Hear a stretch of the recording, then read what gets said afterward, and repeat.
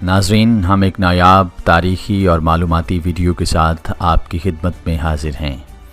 آج ہم ملک پاکستان کی تاریخ کا ایک انتہائی اہم دن یعنی 6 ستمبر، جسے یوم دفاع پاکستان کے نام سے یاد کیا جاتا ہے، اس حوالے سے گفتگو کریں گے۔ تو آئیے بڑھتے ہیں اپنے موضوع کی طرف۔ پاکستان اللہ رب العزت کی عطا کردہ نعمت لازوال ہے۔ 6 ستمبر تاریخ پاکستان میں یوم دفاع پاکستان کے نام سے منایا جاتا ہے۔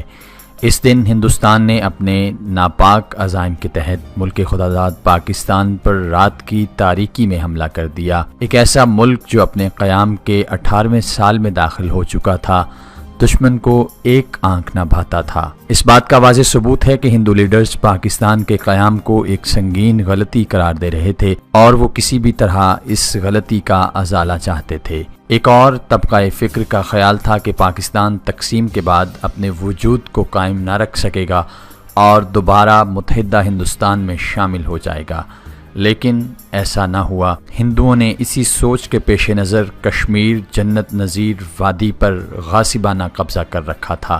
یوں ہندوؤں کا یہ تعصب روز بروز بڑھتا رہا اور ایک ناسور کی شکل اختیار کر گیا۔ 6 ستمبر کی صبح 3:45 پر ہندوستانی فوج نے واگا بارڈر پر ایک گولہ داغا، جس کو اس جنگ کا پہلا فائر قرار دیا جا سکتا ہے۔ ناظرین، اب جنگ کا باقاعدہ آغاز ہو چکا تھا۔ جنرل ایوب خان ریڈیو پاکستان پر ان الفاظ کے ساتھ قوم سے مخاطب ہوئے: بھارت نے رات کی تاریکی میں بزدلوں کی طرح ہمارے ملک پر حملہ کیا ہے، لیکن وہ نہیں جانتا کہ اس نے کس قوم کو للکارا ہے۔ ہم کلمہ طیبہ کا ورد کرتے ہوئے دشمن کی یلغار کے آگے سیسا پلائی دیوار بن کر بڑھیں گے اور اس وقت تک بڑھتے چلے جائیں گے جب تک دشمن کی توپوں کو ہمیشہ کے لیے ٹھنڈا نہیں کر دیتے۔ ناظرین، اس تقریر نے پوری قوم کو بیدار کر دیا اور پوری قوم پاک فوج کے ہمراہ وطن عزیز کی حفاظت کے لیے متحد ہو گئی۔ کسی نے وطن عزیز پر جان واری تو کوئی غازی ٹھہرا۔ ان میں ایک نہایت دلیر بریگیڈیئر محمد احمد ہیں۔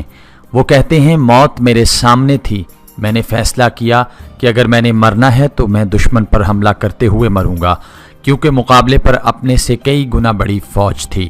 بریگیڈیئر محمد احمد جلتے ہوئے ٹینک سے اپنے ساتھی کو نکال کر لائے تھے اور اس مہم میں ان کے ہاتھ کا گوشت ٹینک کے ساتھ رہ گیا تھا۔ ان کو ستارہ جرت سے نوازا گیا۔ ناظرین، 1965 کی جنگ ایک طلسماتی داستان کا درجہ رکھتی ہے۔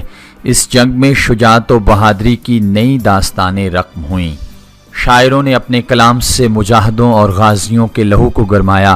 عام آدمی کا حوصلہ اوج ثریا تک پہنچ چکا تھا اور عزم و استقلال پوری قوم کا بڑھ چکا تھا۔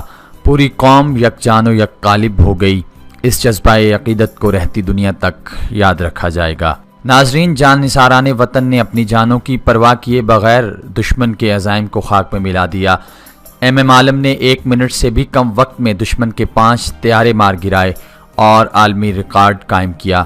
اس دھرتی کا ایک مایہ ناز سپوت میجر عزیز بھٹی، جو دشمن کے خلاف BRB نہر پر ڈٹے ہوئے تھے۔ میجر عزیز بھٹی اور میجر شفقت نے صرف 110 سپاہیوں کی مدد سے انڈین بریگیڈ کو 10 گھنٹے تک روکے رکھا۔ 12 ستمبر تک میجر عزیز بھٹی دشمن کے 6 حملے روک چکے تھے اور انہیں پاکستان کا سب سے بڑا فوجی اعزاز یعنی نشان حیدر عطا کیا گیا۔ یونس خان شہید نے اپنے طیارے کو پٹھان کوٹ کے فضائی اڈے پر دشمن کے طیاروں سے ٹکرا دیا، جس سے دشمن کے 15 طیارے جل کر راکھ ہو گئے۔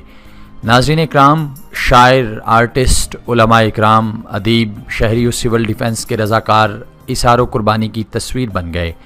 پوری قوم مالا کے دانوں کی طرح وحدت کی لڑی میں پرو گئی تھی۔ یہ وہ زمانہ ہے جب ریڈیو اور ٹیلی ویژن کی انتظامیہ سے کسی آرٹسٹ، کسی ادیب نے 1 روپیہ تک وصول نہ کیا اور جن کے چیک بن چکے تھے انہوں نے اپنے چیک دفاعی فنڈ میں جمع کروا دیے۔ اتفاق و اتحاد کا عدیم النظیر مظاہرہ ہوا۔ کوچے کوچے میں ریلیف کمیٹیاں قائم ہو چکی تھیں جو فوجی جوانوں کو راشن مہیا کرتی تھیں۔ عطیات کے لیے اپیل ہوئی تو ہر شخص عطیہ دینے کے لیے بےتاب تھا کہ زخمی فوجیوں کو اس کا خون لگے۔ زخمیوں کی آمد سے ہسپتال کا فرش خون سے بھر گیا تھا اور ایک سرخ چادر کا منظر پیش کر رہا تھا۔ ناظرین اکرام، جنگ عظیم دوم میں لاتعداد ٹینکوں کو استعمال کیا گیا، لیکن اس جنگ کو ٹینکوں کی سب سے بڑی جنگ قرار دیا گیا۔ پاک فضائیہ نے دشمن کے ٹینکوں کو اس طرح تباہ کیا کہ آج بھی بھارت میں چونڈا کا مقام ٹینکوں کے قبرستان کے نام سے مشہور ہے۔ ناظرین اکرام، یہ جنگ 17 روز جاری رہی اور دشمن جنگ بندی کے لیے اقوام متحدہ پہنچ گیا۔ پاکستانی بہادر افواج نے دشمن کے کافی بڑے علاقے پر قبضہ کر لیا تھا، لیکن اقوام متحدہ نے جنگ بندی کروا دی۔ اس جنگ نے اہلیان پاکستان کو پھر سے ایک نیا جوش اور ولولہ عطا کیا اور شاندار ماضی کی یاد کو تازہ کر دیا۔ بدر، احد، خندق، تبوک سے لے کر صلیبی جنگوں تک اور صلیبی جنگوں سے لے کر پانی پت کے میدان تک اور پانی پت کے میدان سے کارگل تک دشمن کو ہمیشہ پسپائی کا سامنا رہا اور مسلمان فتح یاب رہے۔ انگلی مت اٹھانا، بازو توڑ کے رکھ دیں گے،